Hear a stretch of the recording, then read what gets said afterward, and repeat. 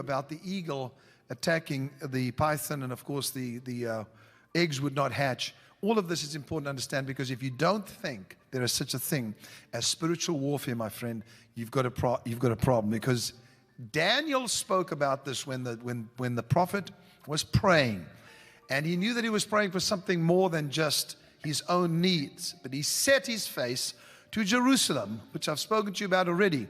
When you pray, when you walk with God, whatever, you set your face not to your problem. He didn't set his face to Babylon. He set his face to Jerusalem. Now, he was in Babylon in captivity. Even though he was reigning in captivity. You may not understand this, but you can actually reign while in captivity. You can rule while you are in captivity. You can prosper while you are in captivity. What are you talking about, Kim?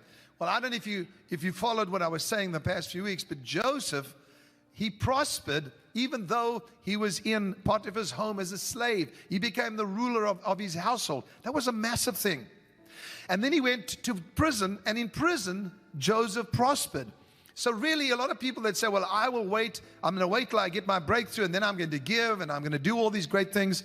You're wrong, because it's not how it works. This takes place right at the beginning of your life, where you begin to practice the gift of God, like Joseph practiced his gift while he was in prison. He didn't say, when I stand before the king, then I will show my gift. He practiced it. So Daniel, while in captivity, set his face towards Jerusalem and began to pray. And he fasted and prayed. And what he was doing was he was releasing something in the heavens.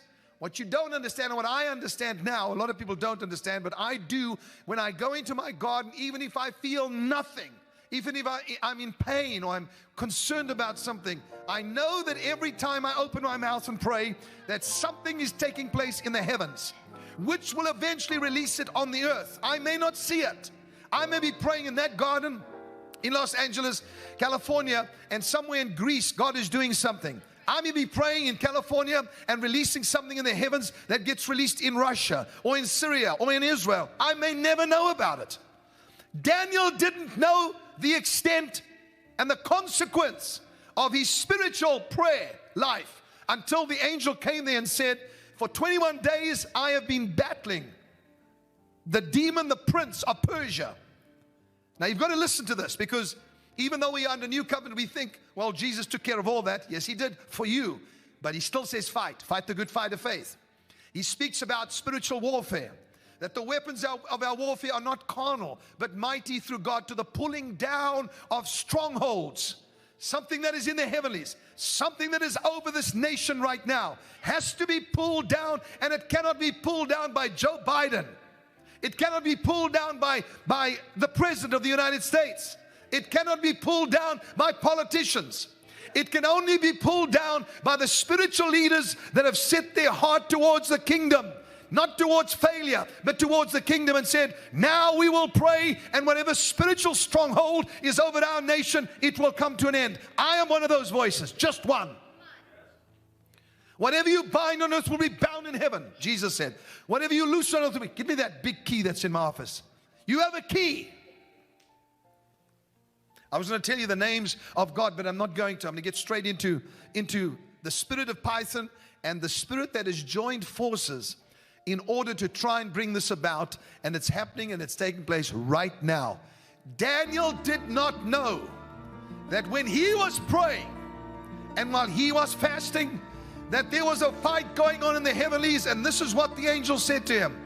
He said, Daniel, I have come from a battle for 21 days. That Daniel fasted and prayed for 21 days. And he said, I have come because of your words. In other words, your prayers released me from that warfare.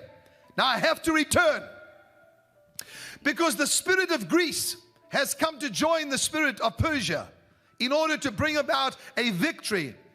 Daniel, keep praying. Daniel, keep getting revelation, because out of that revelation will come a revolution. Out of your revelation will come a revolution. That's what we need in this nation. We need a divine revolution. We need a turnaround. We need young people to understand that God is exciting, that His kingdom rules and reigns, And there's not failure. There's no room for failure. Everybody say, there's no room for failure. So what am I saying?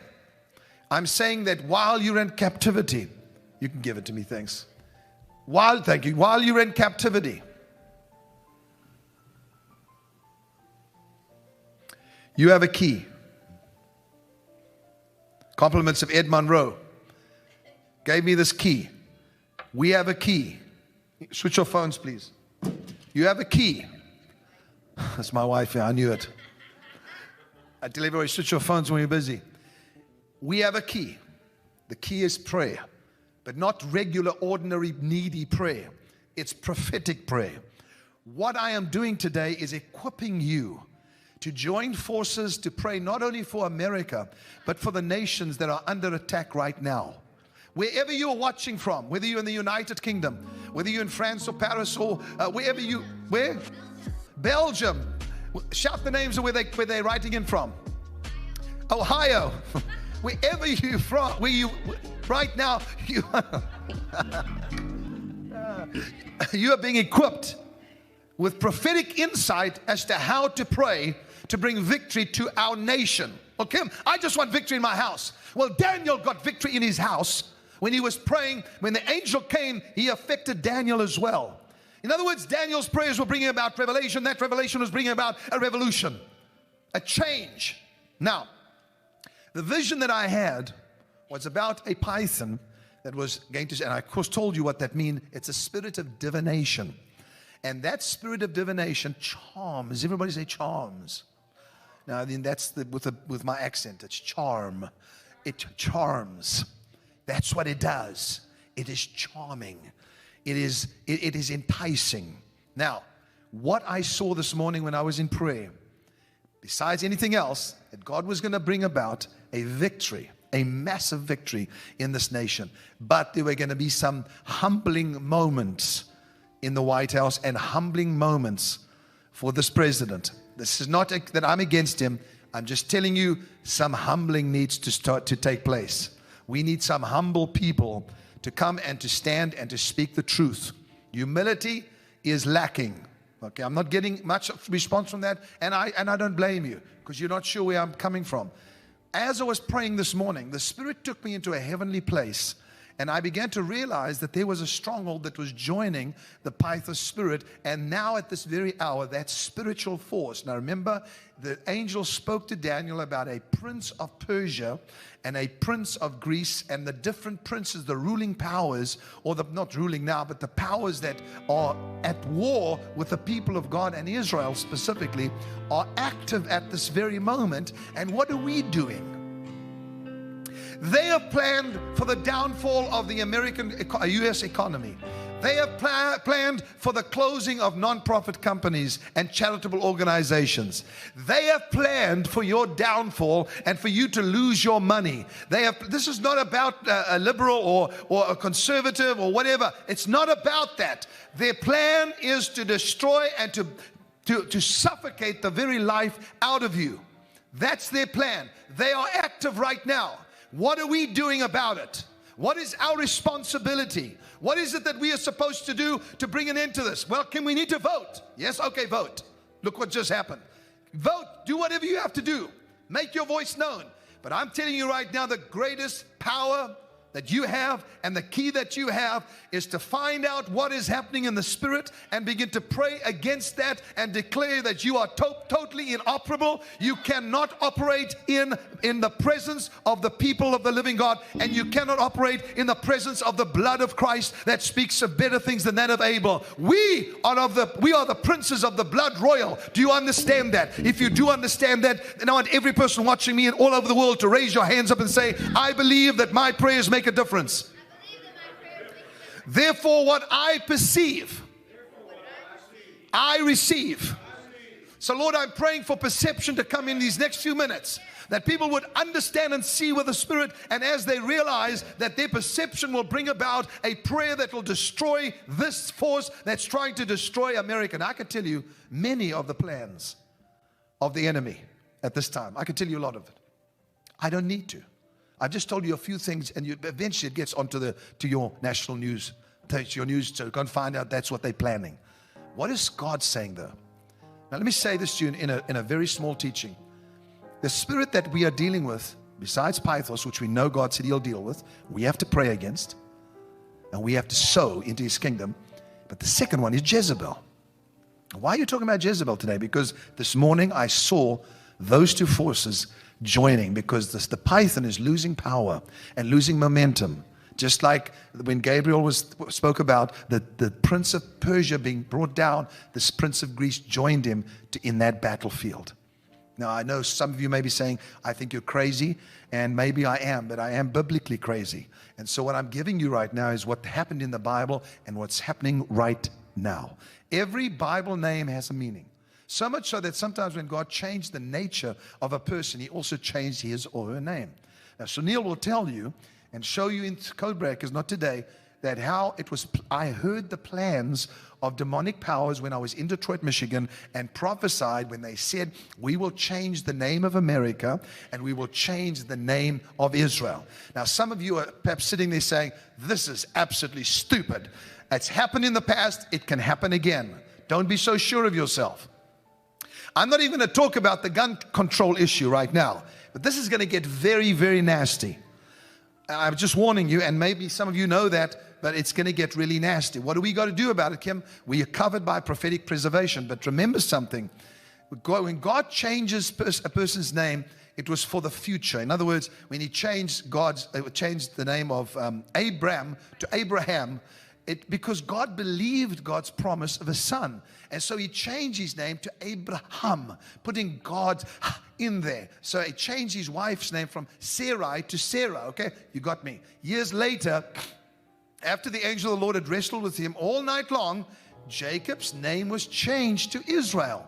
Now remember something, each one of you, according to Revelation chapter 3, you've been given a new name, which means you have a nature inside of you that is able to fit with that description and that name. That's just another teaching altogether, and it's in the Bible. Go to Revelation 3 something, I don't know what it is, and it's there. And you'll find out He says He is given, in fact, I'm going to read it to you right now. Miranda, can you bring me my Bible, which is normally, yeah.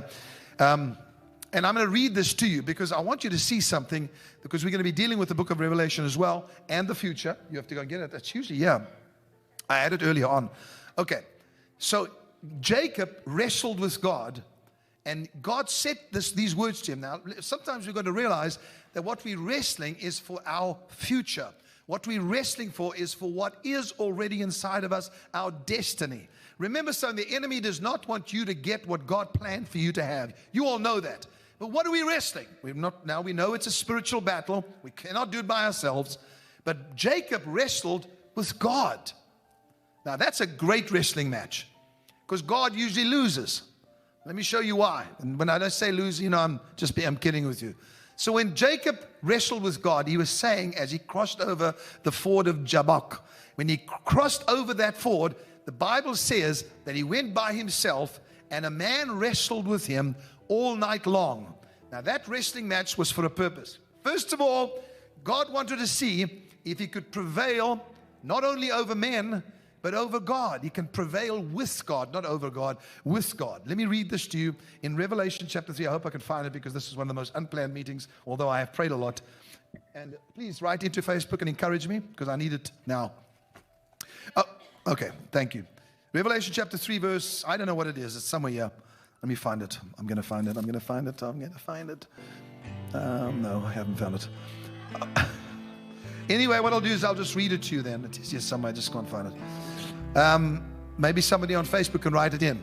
It's where it says, He has given us a stone, and written on that stone a new name, which no one knows except Him who receives it. I'm just quoting that out of my head. I think it's it's Revelation chapter 3. I just cannot find it at this very second. And anyway, somebody can write in and tell me. It was unplanned. So the scripture says in Revelation, that's the revelation of Jesus Christ, it says, we have been given a white stone, and written on that stone a new name which no one knows except Him who receives it. 2:17. Thank you so much. Everybody go there. Everybody go. Revelation chapter 2 verse 17. Let's read it. I'm going to read it to you because it's a very exciting one. He who has an ear, let him hear what the Spirit says to the churches. That's to you. To him who overcomes, I will give some of the hidden manna to eat. Beautiful thought here. If you overcome, everybody stop. You say, some of you are thinking to yourselves, well, I didn't overcome yesterday. Did you overcome today? Did you overcome anything today? If you overcame just one thing, you're an overcomer.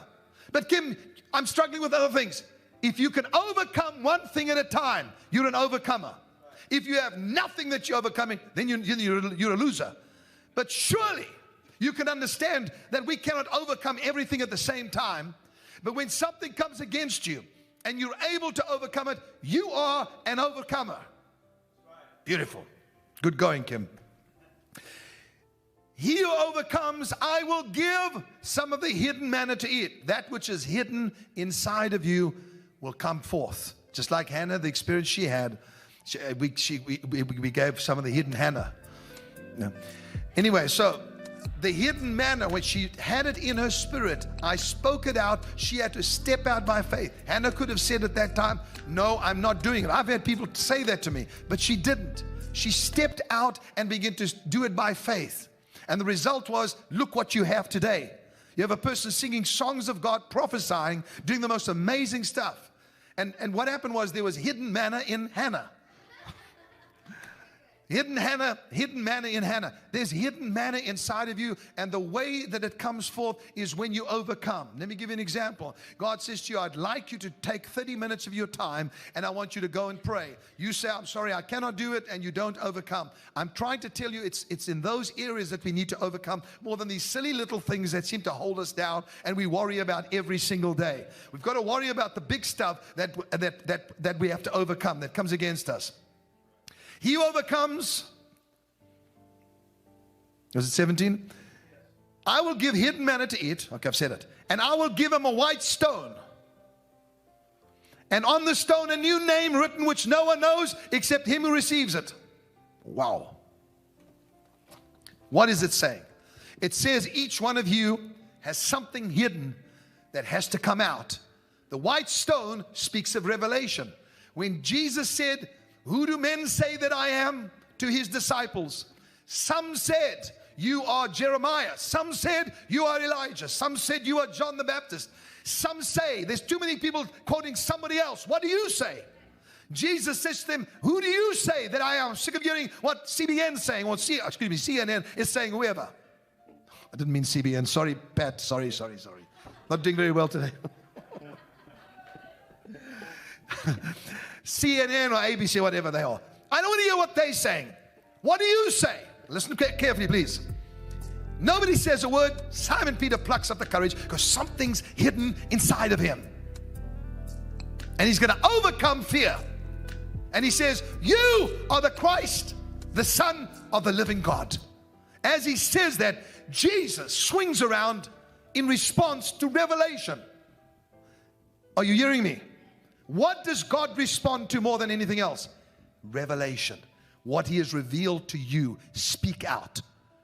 I'm not ashamed to say I'm a prophet because God told me that, made me that.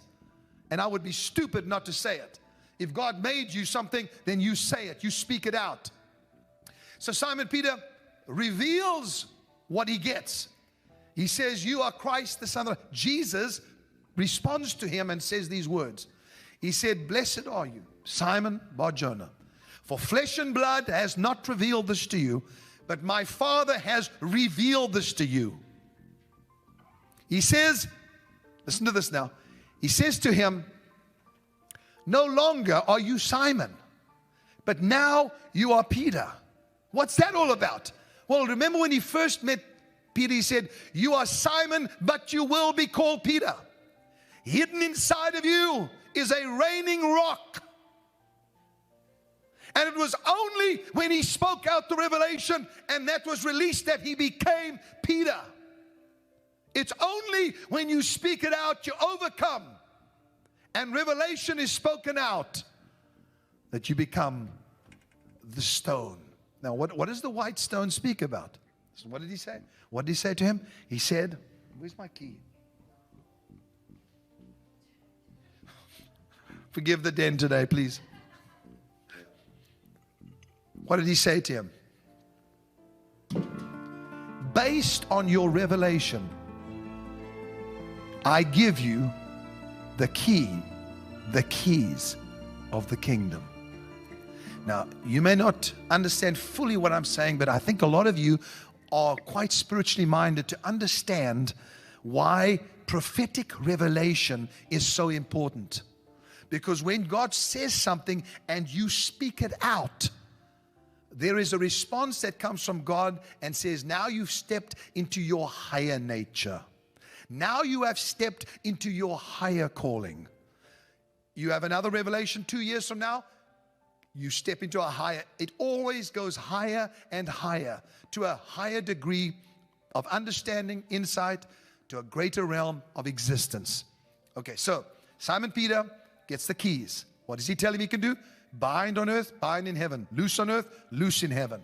By the way, you understand what the word Peter means. It means a stone. The Revelation chapter 2 verse 17 simply says, when you get a revelation, it is like a white stone, and on that stone written a new name, which only you know about. And then you change into that which is hidden inside of you. That was well put. At least that little piece was well put. Okay. In the New Testament, Saul of Tarsus, whose name meant demanded. He changed his name to Paul. You know what Paul means? Little, lesser. He was no longer demanding. He changed his name to humble or less or little. And this is what the greatest apostle became in his own eyes as he looked increasingly upon the greatness of Christ. It's amazing how often a biblical character lives up to the meaning of his or her name. It is. Sometimes, as in the case of Paul, they deliberately took a name that meant what he wanted to be. Now, let me speak to you in closing these last few minutes, because you and I have got to get to understand what is taking place in the Spirit. Let's talk about the name Baal. Baal is how you actually say it. The prophets of Baal. The word, now we're going to talk about it because we're going to get to Jezebel and find out what is creeping into our White House, our capital, our politicians. No, not because they're Democrats, not at all. But please take this warning, and today we are going to take some action in the presence of the Spirit. Now you stay with me. Am I getting any yahoos from Okay. Thank you. And I do this because sometimes I'm not sure if I'm connecting, because sometimes it irritates me when the Lord does this to me. I wake up this morning, I have this perfect message, and then I go into my garden and no. It's just an hour and a half, it's beautiful. But and then I realize, he's telling me to do it today. And I'm saying, God, I'm not even prepared. I don't even know the scriptures. And then we got 20 minutes to go, and they're saying, well, you decided to start at 12 o'clock. Now, here I am. So I'm doing my best. Okay. Baal means master, possessor, controller, possessor of anything or everything. It doesn't just want one thing. It wants to possess everything. It wants to control you. Don't take lightly what this prophet is saying regarding the same thing that happened with Elijah. There was a divided opinion when Elijah got onto Mount Carmel to destroy the prophets of Baal and ultimately Jezebel.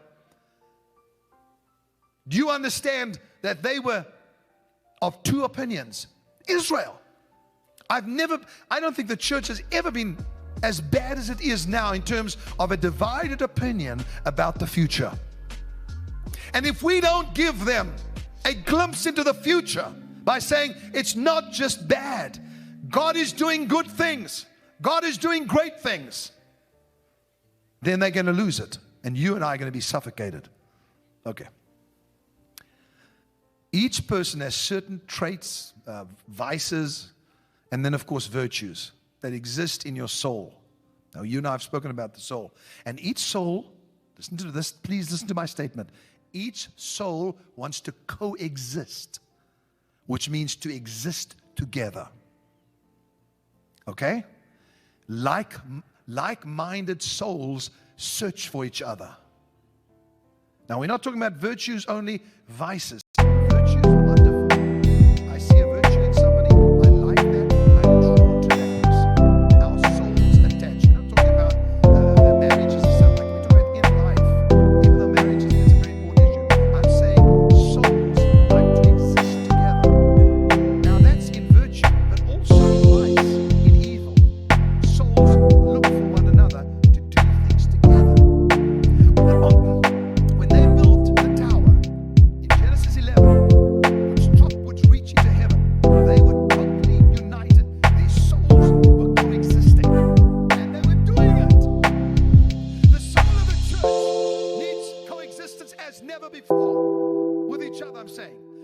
united. I was telling my team the other day, I'm so proud of the Trinity. They do such a great job. You don't get Jesus complaining to the Father, I don't want to do that job. And the Holy Spirit saying to Jesus, I'm not going to. You don't have that. They're completely united. That's why they're called one. Now, it's the same thing is with the soul. You and I, all of you watching, we are existing together and we have one thought in mind. Of course, that's Christ to be sent to the world and shown the good news. But also, what is he saying now? And let us realize that the spirit of Pythos and the spirit of Jezebel have now sought each other so they could coexist and they could become multiple powers. What does that mean for us? It means control. Listen, control is not always bad, but it's getting worse. Now, this is dangerous when these souls try to coexist, when there is evil and bad in a human soul, because the mischief doubles. The mischief multiplies as they coexist. The name Jezebel means non-cohabitant, without obligation. So Jezebel, if you want an answer, is not just a wicked woman, because people have picked on these poor women for years. Jezebel can be in a male form. Jezebel means non-cohabitant, without obligation. Doesn't need to be any specific place. Jezebel is a fantasy space. She's an effect, a personality, a lifestyle. Now let's give you a bit of history on Jezebel, because we're going to pray against this together in the next few weeks. I've set myself aside to fast like I've never before and pray, because God called me to this nation and to Israel, United Kingdom, Australia, Africa, to different nations to speak to them. Now, who was Jezebel in history? The daughter of Ethbaal, who was the priest king of Tyre and Sidon. She was married to Ahab, as you know, to ratify an alliance between Tyre and Israel. Tyre, that's the city, okay? By which Omri provision was made for her to continue, listen, to worship her native god, Baal, in Samaria, her new home. So in other words, it was coming from the top. You realize when somebody has authority to that degree, the queen, it then gets released to the nation. She had a strong, domineering character and was self-willed, and she was forceful. A fanatical devotee of Melquat, the Tyrian Baal. Now, that's just a little bit of history I thought I'd give you so you understand. She came into Israel as a queen. Her staff, just the people that worked for, numbered 450 of these prophets. 400 prophets of the goddess Asherah by the time Ahab was king. So she had 450 of the prophets. 400 of the prophets were false prophets that she'd surrounded herself with. And what she clamored for more than anything was for her God to have at least equal rights with Yahweh, God of Israel. I know I'm speaking out of revelation. I know that I'm speaking from my heart. And I know it's a lot that I'm pouring out to you. But I want you to hear me because God told me to do this. That she wanted her God, Baal, to have equal rights in Israel with Yahweh, God of Israel. Now I want to tell you who the God of America is. It's Jesus Christ. And I'm not saying the Lord God, or I'm not saying Yahweh or Shalom. I'm saying his name, Jesus Christ. People came to this nation for that purpose. This nation was brought to being for one reason, to announce to the world that there is only one God, and that is Jesus Christ. There can be no cohabitant. There can be no equal other than Jesus Christ. There's no other God that is equal to him. Do you understand me? So, Kim, you're going to get into trouble because in this country we let all religions operate. I know. But there's only one God. Those aren't real gods. Jesus Christ is Lord. Thanks, Charlie. This brought her into conflict with the prophet Elijah. The reason that God is raising up prophets all over the world is because this spirit is so prevalent. This spirit is endeavoring to raise the names of religions and gods and make them equal with Christ. Then it'll get worse. Now we come to the real issue. Now Elijah says, oh, I see. The conflict begins with the prophet Elijah. A battle between Yahweh and Baal is about to take place in the United States of America. Come, Joel. In the United States of America. Did you hear what I said? Kim, I've never heard you being so negative. This is not about negative. We're still going to be blessed. We're still going to have our families. We're still going to see God's abundance in our life. I want you to know that this force is bringing a conflict with the prophets because it has decided that it will dwell in this United States of America. The battle, I'm going to say it as a prophetic word, between Yahweh, Yeshua, and Baal is about to take place. A battle in the United States of America. A spiritual battle is about to take place. Kim, you saying that we're in trouble? No, I'm saying to you, get up. Get out of slothfulness. Rise up and pray and fast with me is my request. You don't have to give up all your food. All you got to do is give up something and say, we're going to do for the first 100 days in the United States of America and all over the world. I want all of you to join me. I'm going to go on a partial fast to see this victory brought about and the prosperity of his people to take place. A battle between Yeshua and Baal is being fought in the United States of America and is beginning right now. Now what happened? What happened on that mountain of Clement? A massacre. I'm not being dramatic. A massacre took place of the prophets of Baal. The problem was, instead of diminishing Jezebel's zeal, it augmented it. She had a conception, and I want every person to please try and listen to me now, of an absolute monarchy. Her conception, her dream was of an absolute monarchy. To rule as long as she lived. That spirit is on our nation and will spread if we, the prophets, don't do something about it. I'm not exaggerating. This is a heavy den, but I need to use this to address it. Are you speaking about the president? Are you speaking about the vice? I'm not speaking about it. I'm talking about a spirit. You work it out yourself. But this force has come to join hands. And I'll tell you the one thing that Elijah did that I love. He mocked their gods.